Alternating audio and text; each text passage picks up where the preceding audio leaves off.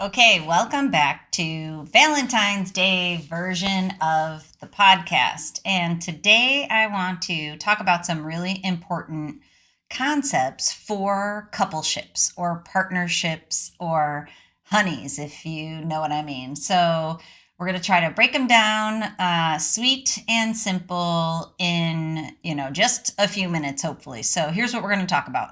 We are going to talk about porn consumption and what it does to your relationship with yourself and your relationship with your partner if you have one.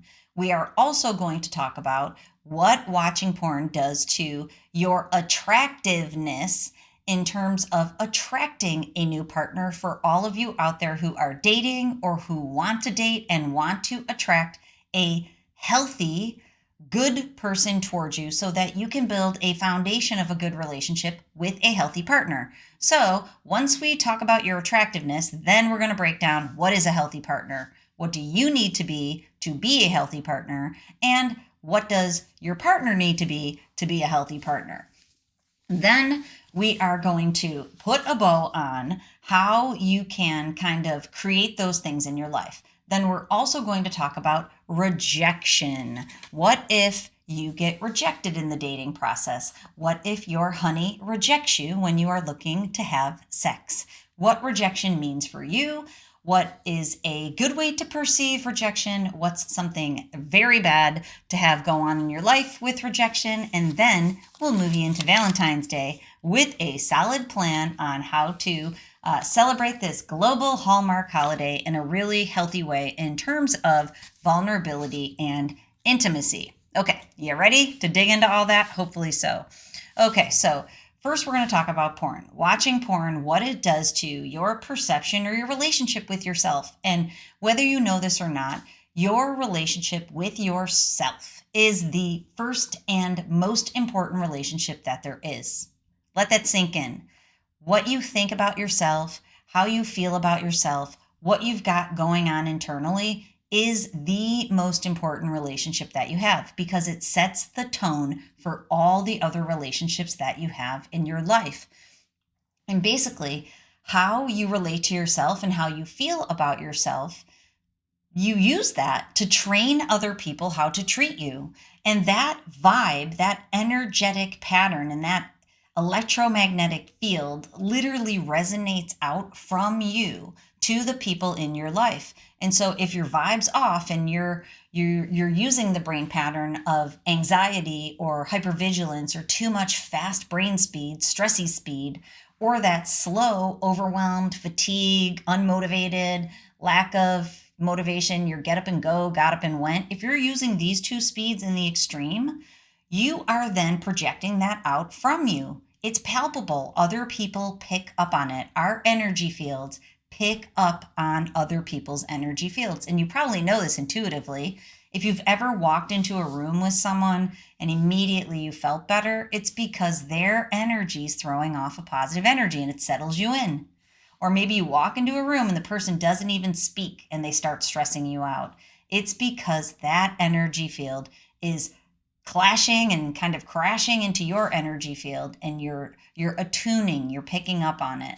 That's what we're talking about here. So you have to have a healthy relationship with yourself. How do you do that? You increase your self-worth.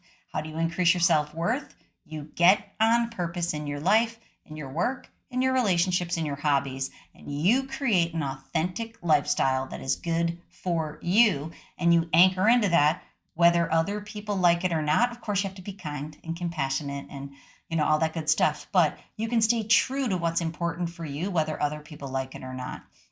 So you grow up that self-worth and that self-esteem. And we're going to talk about this in a few minutes, but you become really, really healthy and you become attractive to yourself. And when you feel good about yourself, guess what? It resonates out and it will attract to you a healthy partner who will be attuned to your energy and be vibing at the same frequency levels, the same resonance patterns. Okay, so let's go. Number two, let's talk about if you have a partner, what that means for your partnership. This is what we know. When you consume porn, your self-esteem and your body image and the way that you think about yourself decreases. It goes down. You think more poorly about yourself because you're comparing yourself to who you see in pornography, what you see them doing. You don't measure up, which is insane in my opinion, because I think everybody should be measuring at their own bar, not to performers that are paid to do fake scenes in a TV or on a screen. But I digress. Back to the point. So when you have a lower self-esteem or self-image, we know that it comes from consuming pornography to a certain extent. And we also know that there's shame and there's trauma and there's family dysfunction and there's programming from the past that contributes to that also. And that's part of my program to help people get out of the screen and get on purpose in their life. But we also know from the science that your perception of your partner goes way, way, way down when you're consuming pornography. You may no longer be attracted to your partner. You don't find her as attractive in terms of physical appearance and in terms of what she's doing in the bedroom. We also know that pornography consumption by you makes your partner want to be with you less because it shows up in the bedroom, and the acts that you see in the screen that you want to make real in real life are not things that she wants to do. And it creates this dynamic of you might initiate and she doesn't want to have any part of it. And dynamics in relationships are thrown off. And we know there's a 300% increase in infidelity when porn is in the mix. And we know that there's at least a 50% increase in divorce and breakups if you're dating, if porn is in the mix. So basically it adds to people breaking up and people cheating on their partners if they're watching porn. There's no good that can come from that. So there is no good that can come from watching porn in terms of how you feel about yourself and how you feel about your partner. So clearly we already have a problem.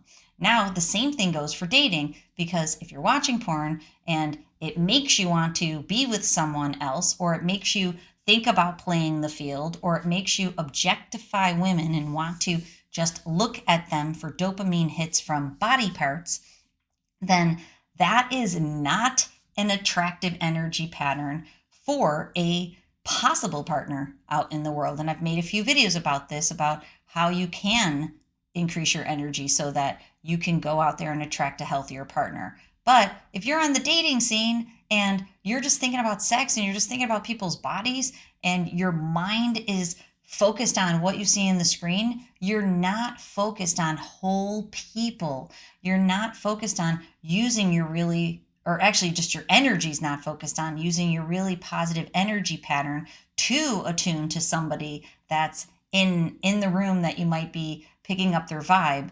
And I made a video about this, a long-winded one, on YouTube, talking about, these concepts in a little bit of a different way. And I tell the story, which is true, about when my husband and I met. We became friends first, and he wanted to be together, and I'm like, no way, man, because this energy thing, and I didn't use the word energy then because it was 20 years ago, but this thing we've got going, it's way too good, and if we get together, then we'll break up and we won't be able to be friends anymore, and is not acceptable. So no, I will not be dating you. And then of course he pulls up in my driveway one day, and that was the beginning of the end, if you know what I mean. But the point is that it was the energy, and it wasn't like he walked into a room and was like, boom, boom, boom, which one of these girls am I going to pick up tonight? I owned a restaurant at the time, and he would come in, literally he'd come in for like coffee in the morning, lunch, dinner, Friday night cocktails, pretty funny, right? He had, his butt was there all the time, but he would come in just to be around me, my energy, the thing I was throwing off, not just looking for somebody. So that is a major difference, and that is palpable to people. People know if you're interested in them. Healthy women, we'll just talk about women here. A healthy woman knows if you're just interested in them or if you're just trying to pick them up. And the funniest thing is, when we were young, we would go out on Friday nights or Saturday nights. We lived in Buffalo, New York, so Chippewa is where all the bars were, and we'd go out to the bars, and dudes would come up and try to pick me up. I'm 28 years old, full of life. You know how that goes. And dudes would come up to try to pick me up, and I would tell them that they'd have to buy my friend a drink too. And like literally, they'd buy me and my husband, who was my boyfriend at the time, drinks. Like ridiculous. Who does that, right? You know who does that? Somebody who thinks that I'm not that vested in this guy and that maybe I'll be going home with them. But obviously, a healthy person doesn't want any part of that. So, okay, so it is palpable. If you're throwing off the energy, and when you go into the screen, it is changing the way that you perceive people. It's changing the energy field that you're throwing off, whether you know it or not, and you can't even help it. That is the real deal. So we've already covered what porn does to your body image and your self-esteem really quickly, what it does to your partner. It makes her not want to have sex with you. It makes you find her less attractive and you're less satisfied. Everybody's less satisfied. It impacts your dating, especially if you're using dating apps. Those are not healthy people on dating apps for the most part. Let's just say for the most part. And science supports that. People who are using dating apps, it messes with their self-esteem too. And I've talked about this before. So now, what is a healthy partner? This is what I want to focus on today, and then we'll talk about rejection. So there's 4 key aspects of an emotionally intelligent, it's called emotional intelligence, or an emotionally mature partner. Now we know emotional maturity is one of the number one things that you can do to be able to come out of the screen. What you need to be able to do is get over the urges. That's the number one thing. Get over urges and cravings with a pivot plan. Number 2 is increase your emotional maturity so that you can handle difficult feelings and thoughts better.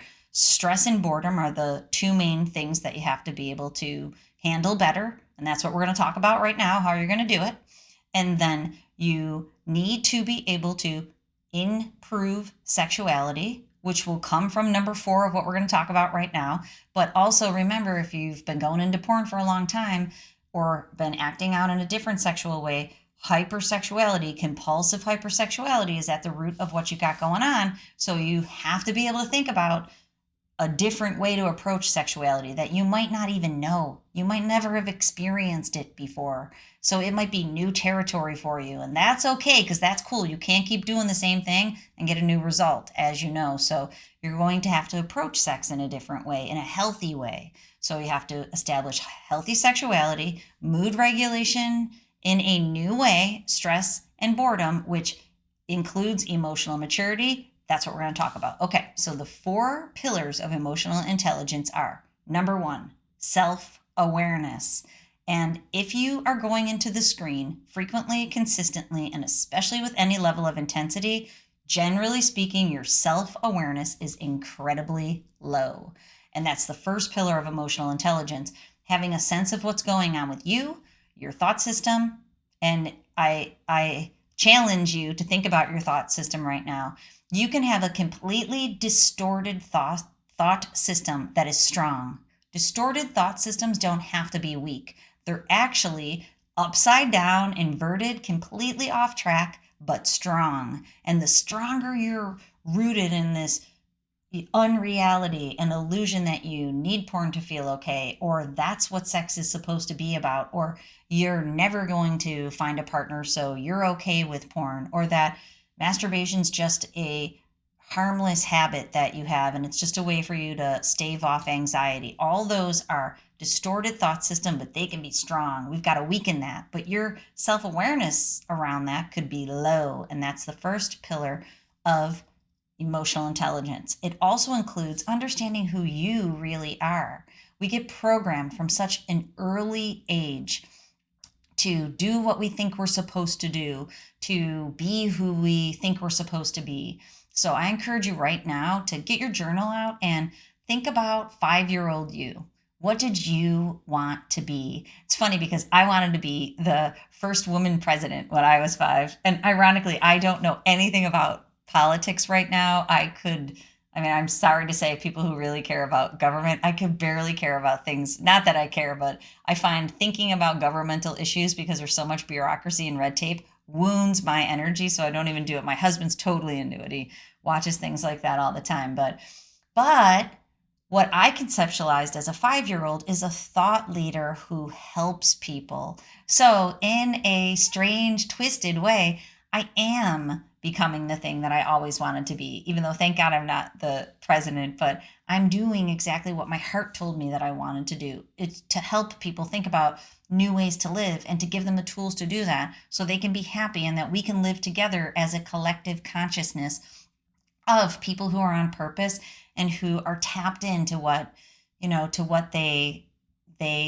want to do and want to be in this world. So, ironically, I'm kind of doing that. But think about 5-year-old you. What does 5-year-old you want to do? And if you're doing that, thank goodness. And if you're not, I challenge you to think about the work, the relationships, and the hobbies that you do. Now, let me expand upon that. I know I say it all the time. Let me just expand upon it for 1 second.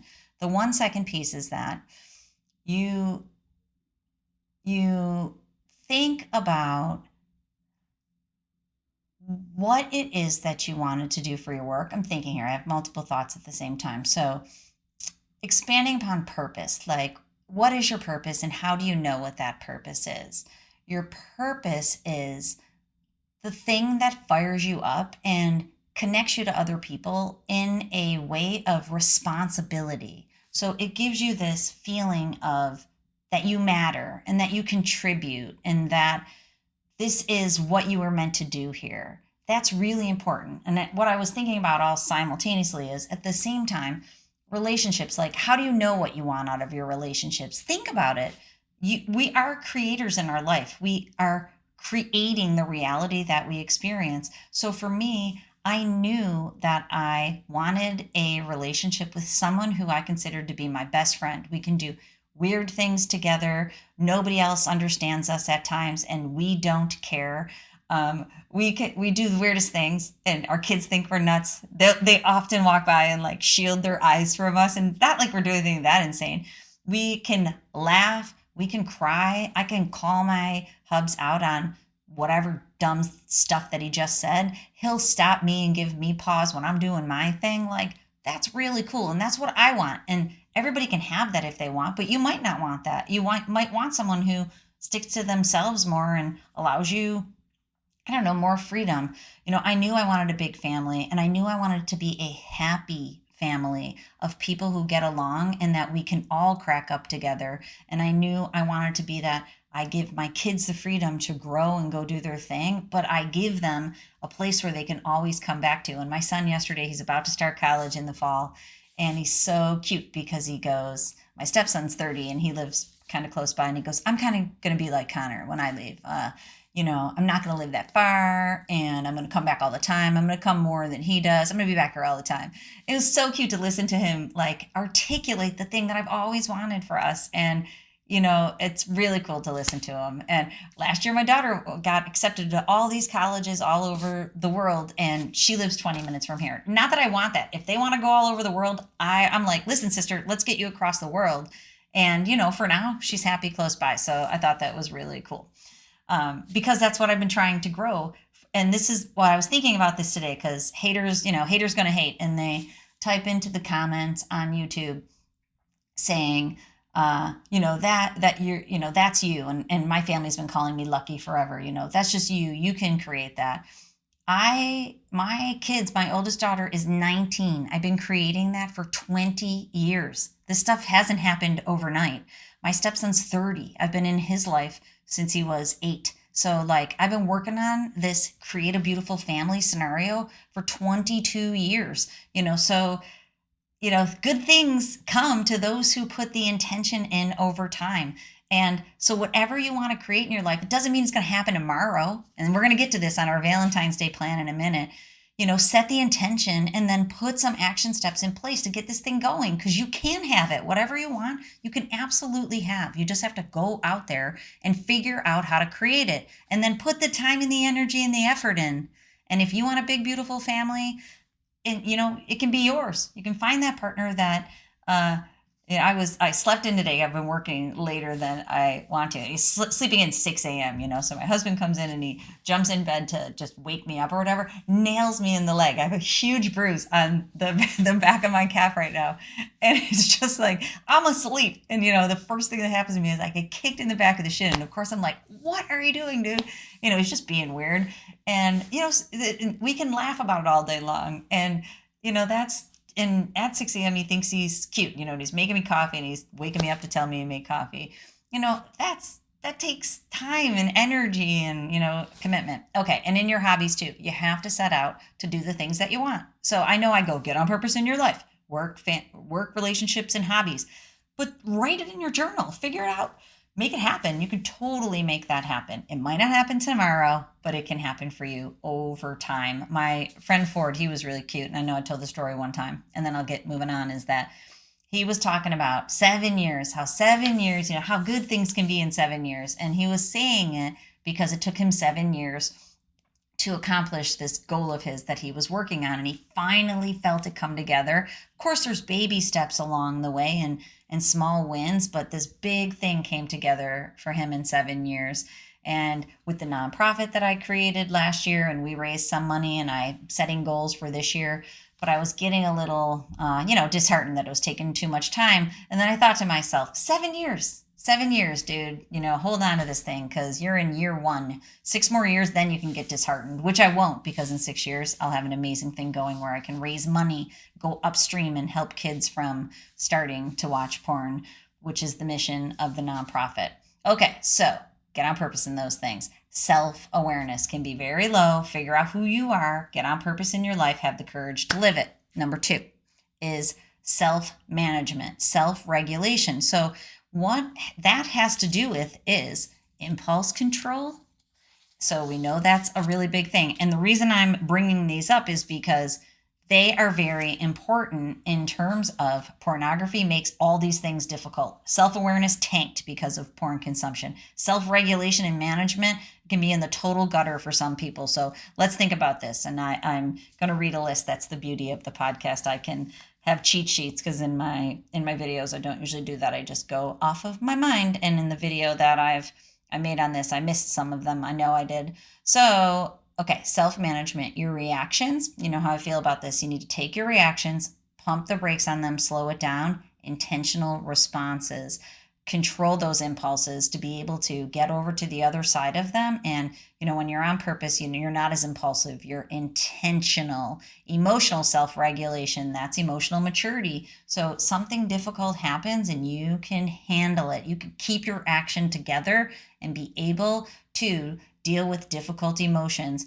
be able to deal with conflict, be able to deal with sadness, be able to deal with anger in healthier ways. Transparency, being the transparent version of yourself, being honest. And I'm going to make a video on honesty because I realized honesty comes in shades of gray and we need to dissect that one for a different day. But being transparent, being the real you, but having discernment in that. I'm always transparent, but I'm not pulling out my dirty laundry for you to airing out my dirty laundry for everybody, but I share things about me and, I'm here for it. But at the same time, I'm using discernment in what I'm going to share. Adaptability, being able to go with the flow, initiative, and optimism. And, I am a pragmatic optimist, which means I stay optimistic, but I do the work and I do the things that I need to do. Okay, so in the essence of time, keep going. We're going to keep going. The next thing is social awareness. So social anxiety is a big piece of consuming porn.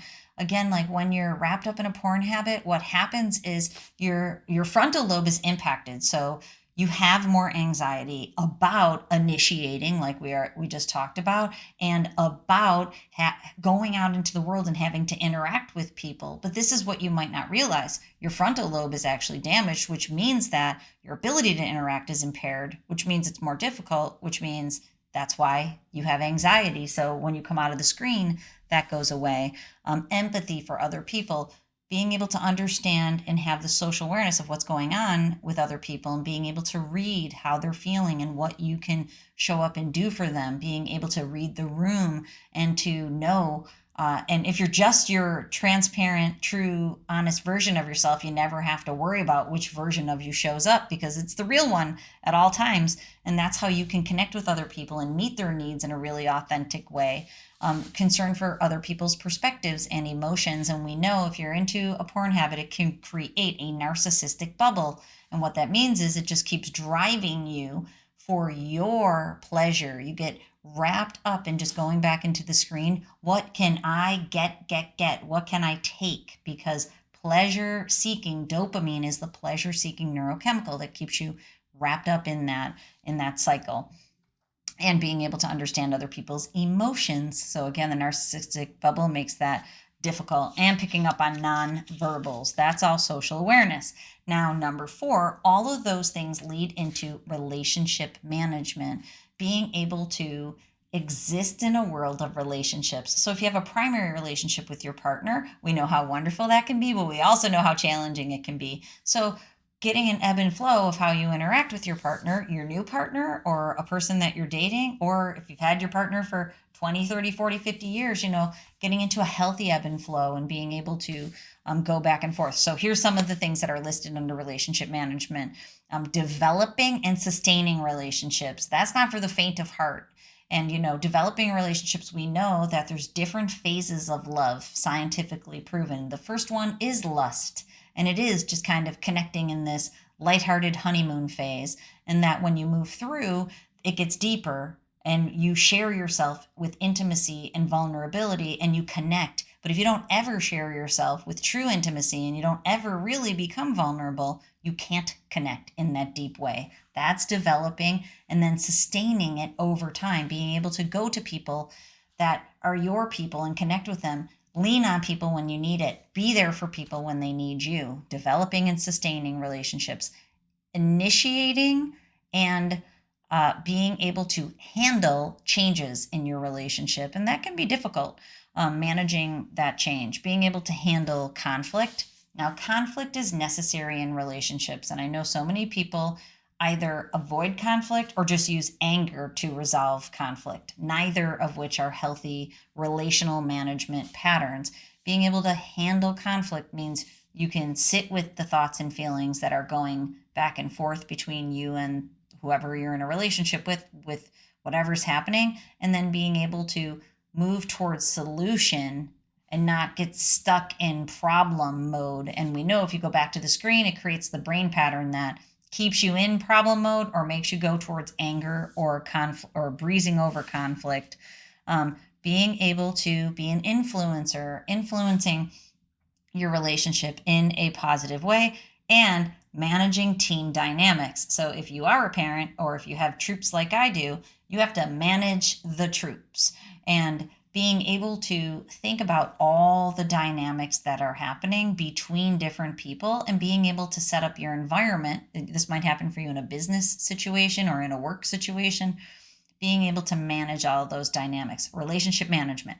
Okay, so we're going to move on to rejection in just a second, but follow me here. This is the way that it works. When you increase your self-awareness, so let's say you leave porn behind and you're 30 days clean, and your self-awareness will increase. You're writing in your journal. You're being able to reflect on how you're changing. Your brain feels better. You can feel it healing. You might be using the headband so that your brain's actually being healed through brain training with the electrical energy. 30 days later, you can feel different and you can understand things that are different from a month ago that you didn't see. You can see your own patterns. You can see your stressors. You can see your triggers. You can stay out of the screen. No more slips or relapses. Self-awareness increases. You've learned how to try to figure out who your true self is. You've made some changes in your life to help you be on purpose in those ways. So then that's self-awareness. Stay out of the screen. Self-awareness increases. When self-awareness increases, self-management improves. Now you're able to do all those things we talked about. You're able to be more transparent. You're able to be more honest. First of all, you don't have the shame of a porn habit. So that alone helps you just to feel better and to be that more true, authentic version of yourself. You're able to show up as that. You're able to communicate better. Your interactional style is better. You're able to handle difficult emotions because your brain's in a better spot. Self-management. You can control your impulses. You have discernment. Really, really cool. So now your self-awareness is higher, self-regulation is higher, which leads to better social awareness. Now you can go into the world. You're ready for some dating in a healthy way, connecting with people in a whole person way. You're able to interact with your partner in a better way. Life gets better. Now your social awareness improves. You're better able to manage your relationships. These all go together. Arrow to arrow to arrow to arrow to the last one. And that is what we're talking about. You stay out of the screen. It's It's a domino effect that improves your emotional intelligence and emotional maturity. So that's what I'm encouraging you to do in today's podcast. Let's talk about rejection. I'll give you the brain tip strategies. Rejection. Now, what if you're dating and you get rejected? Here's what I'm here to tell you. First of all, if you're still watching porn and you try to reach out to a healthy person, they should reject you, because you know what? Your energy's not in a good spot yet. So your job is to stay out of the screen and improve your emotional intelligence. Arrow to arrow to arrow to arrow. That's your job. It improves your attractiveness energetically. It improves your self-confidence, your self-esteem. It makes you see other human beings as more attractive, like we talked about at the beginning. Everything will get better. So if you get rejected right now and you're still watching porn, it is a blessing if you're looking for healthy people. If you are looking for unhealthy people and you get rejected, you have been saved, my friend. Like the Panic at the Disco song. Oh my gosh, I just totally forgot it. Something about tragedy. I write sins, not tragedies. That's the album. Anyways, in that song where Brendan Urie, who feasibly has one of the best voices on earth, he says, about the wedding that basically it's off at the beginning, and that, he was saved. The person in the song was saved because they stopped a wedding before it even happened with an unhealthy partner. There you go. So you are saved if you're rejected by an unhealthy partner. So here's just the way to look at rejection from other people. If other people reject you, it's not meant to be. It's good. So if it was meant to be, it would, right? That's how this stuff works. And if it wasn't meant to be, then it's you don't want that unhealthy person as a place saver, because that would be bad to have a person, jacking up where you're at, jacking up that spot so that you couldn't meet the person you're meant to meet. So it's a good thing. Okay, now, if you are rejected by your partner, it might be because where your energy is at right now. Improve your energy, rejection goes down, get better dynamics going. Now, here's the real important one, is that self-rejection is a really nasty, virus that's in there. If you're rejecting that true, authentic version of yourself, and you are continuing with your habit, and you're doing things in your life that you don't want to do or are inauthentic, that's self-rejection. That's at the foundation of a porn habit, because you're living this inauthentic life. You're in a distorted reality that's not good for your true, authentic self. So then you want to escape it into the screen. And you go into illusion and fantasy because the thing you got going in your life isn't the thing that you truly want. That's why you have to figure out what you truly want in self-awareness, so that you no longer have to escape into the screen. No true, authentic self-rejection. Be glad that partners are rejecting you if it wasn't meant to be, but stop rejecting your true, authentic self. Spend time figuring that out. This is how you're going to do it. This is the takeaway. So get your journal out, write in it, and write in it consistently, especially as you stay out of the screen. Write in it consistently so that you can see your patterns. You can see what you thought 30 days ago. You can increase your self-awareness, self-management, social awareness, and relational skills by writing it down and reflecting about it, dissecting it. At the same time, you could go to someone for feedback. So if you have someone that's emotionally mature, who has strong emotional intelligence, you can talk with them about this, and that will help you. That is the role of coaching. That's what we do in coaching. Not only do we reflect that back to people, we help them to be able to see the patterns they can't see. So the huge power of coaching is that in a coaching session, if you don't have the self-awareness to see what's going on, your coach can lovingly but strongly show you what the patterns are, or call you out on that super strong but negative thought system, and be able to say to you, consider this instead, because that is not grounded in reality. It's the unreality that's keeping you in the screen. So go do these action steps so that you can act your way into a new thought system. When you have the new thought system, it's going to change all your other actions. That's what coaching's about. That's what my program's about. You don't have to join my program if you don't want to, but it's got those tools for you. But if you don't join a program, do that for yourself. Find somebody who you can get feedback from. Find somebody who you can listen to. Like, the Hubs and I have been coaching each other for 20 years. kind of pointing out patterns, encouraging each other in a positive direction, stopping each other from going down into spirals into negative directions. That's the beauty of an authentic relationship where my self-esteem isn't, invalidated by what he has going on, and vice versa. We're there to help each other, an interdependent relationship that's built on strength that comes from within each of us. That's what I want for you. So, as we approach Valentine's Day, think about those things to improve your emotional intelligence. And here's one takeaway. If you have a partner, go do something special for that partner. Plan something that you would never otherwise plan. Go out of your way to become vulnerable and throw yourself out there on a limb. You can do that with a friend. You can do that with your parents if you don't have a honey. You can do it with your sister or your brother. Reach out to someone in your world, plan something, connect with them, and share a feeling. Tell your partner something you've never told them before. Get vulnerable to become invulnerable. Invulnerable is the ultimate strength. It means you cannot be taken down because you love you so much. It radiates out from you that other people are going to love you. Okay, I hope that helps. And if you're looking for help on the journey, please reach out to me. I'd love to help you. drtrishleigh.com. And until next time, make sure you control your brain or it'll control you.